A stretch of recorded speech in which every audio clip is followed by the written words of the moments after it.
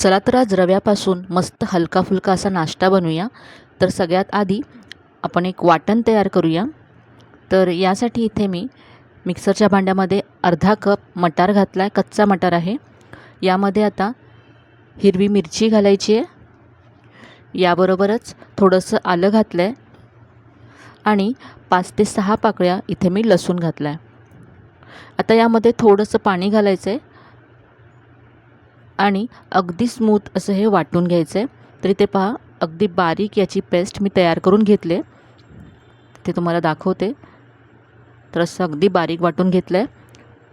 आता ही पेस्ट आपण एका बाउलमध्ये काढून घेऊया.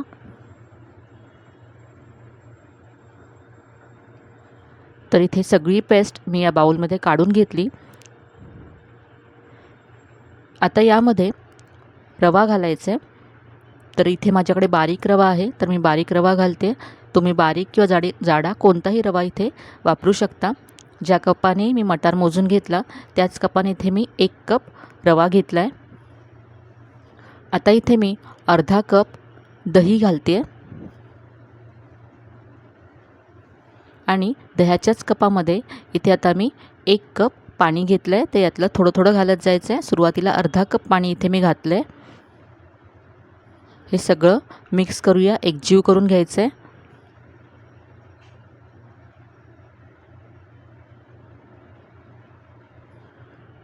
थोडंसं आणखी पाणी घालते.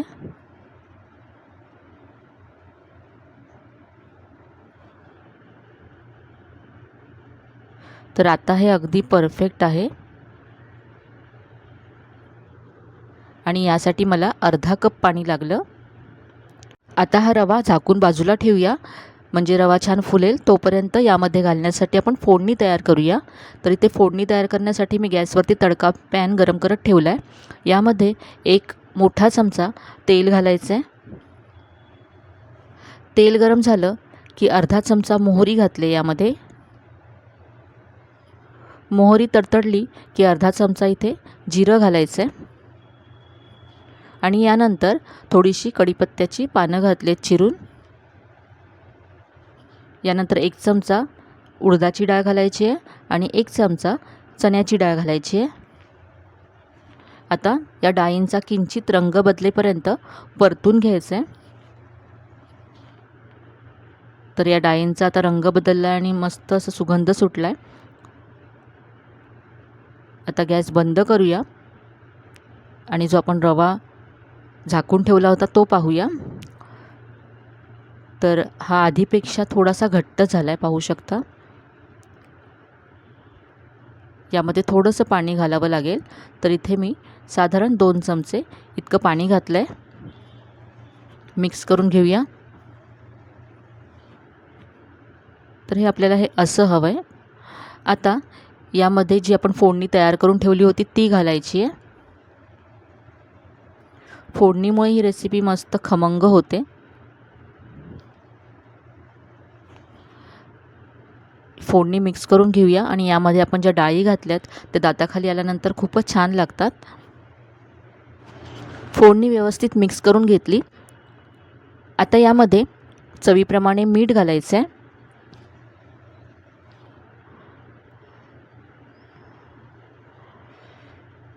मीठ मिक्स करून घेतलं.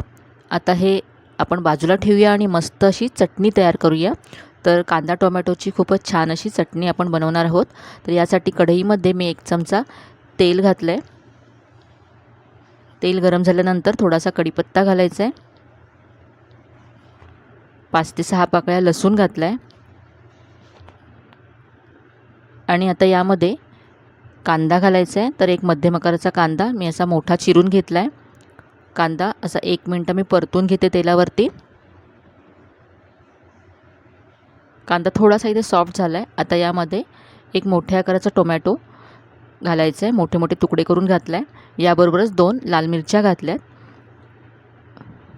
परतून घेऊया आणि आता याच्यावरती झाकण ठेवूया 2 ते 3 मिनटं आणि टोमॅटो सॉफ्ट करून घेऊया. तर इथे पहा, टोमॅटो छान सॉफ्ट झाला आहे. तर आता गॅस बंद करायचा आहे आणि हे थंड करून घ्यायचं आहे.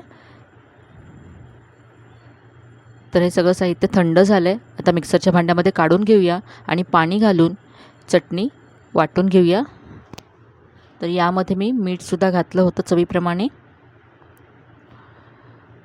चटणी मी बाउलमध्ये काढून घेते. चटणी तयार आहे. आता पुढची कृती करूया. तर जे आपण मिश्रण तयार केलं होतं त्याच्या आज आपण इडल्या बनवणार आहोत. तर इथे इडलीचं भांडं मी ग्रीस करून घेतलं आहे. तर दोन्ही भांडी इथे तेलाने ग्रीस करून घेतली. आता जो रवा आपला तयार करून ठेवला होता आपण, यामध्ये आता 1 चमचा किंवा 1 पॅकेट इनो फ्रूट सॉल्ट घालायचं आहे. तुम्ही याऐवजी अर्धा चमचा बेकिंग सोडासुद्धा घालू शकता. इनोवरती 1 चमचा पाणी घातलं आहे. मिक्स करून घेऊया.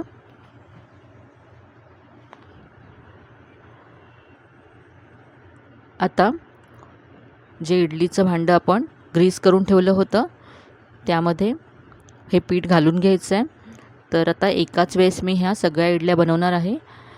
तुम्ही जर 2 वेळेस बनवणार असाल तर तुम्ही हे पीठ डिवाईड करा 2 भागामध्ये आणि अर्धा चमचा इनो घाला. इथे दोन्ही भांडी मी भरून घेतली आहेत. आता इथे गॅसवरती मी कढईमध्ये पाणी गरम करत ठेवलं होतं. पाण्याला छान उकळी आले. यामध्ये इडलीचा स्टँड ठेवायचा आहे.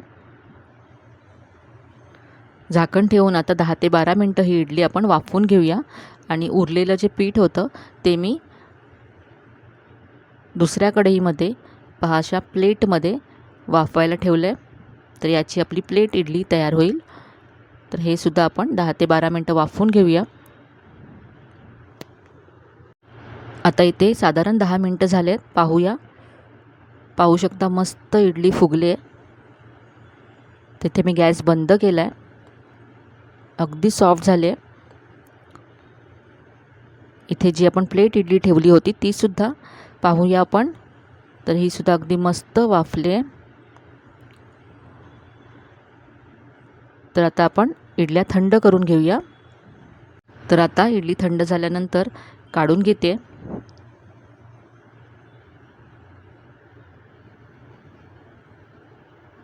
तर पाहू शकता अगदी हलकी फुलकी जाळीदार अशी इडली तयार झाली आहे. आणि याला रंगसुद्धा खूप मस्त आला आहे. यामध्ये आपण मटार घातला आहे, हिरवी मिरची, आलं लसूण घातलं आहे, त्यामुळे खूपच मस्त चव येते या इडलीला.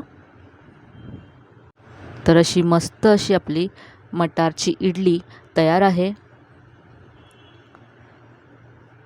तुम्ही पाहू शकता अगदी हलकी फुलकी आणि जाळीदार होते ही इडली. तर आपण साधी इडली नेहमीच बनवतो. कधीतरी अशी तुम्ही मटारची इडली बनवून पहा. चवीला अप्रतिम लागते. आणि आपण जी चटणी बनवली तीही अगदी वेगळ्या प्रकारची चटणी आहे. चटणीवरती मी मोहरी आणि कढीपत्त्याची फोडणी घातली आहे. तर रात्रीच्या जेवणासाठी सुद्धा तुम्ही अशी हलकी फुलकी इडली बनवू शकता. अगदी झटपट ही इडली तयार होते. तर आजची ही रेसिपी तुम्हाला कशी वाटली कमेंटमध्ये नक्की कळवा. रेसिपी जर आवडली असेल तर व्हिडिओला जास्तीत जास्त लाईक करा, शेअर करा. चॅनलवर नवीन असाल तर चॅनलला सबस्क्राईब करायला विसरू नका. चला तर मग पुन्हा भेटूया अशा छान छान आणि नवीन नवीन रेसिपीसह. तोपर्यंत धन्यवाद.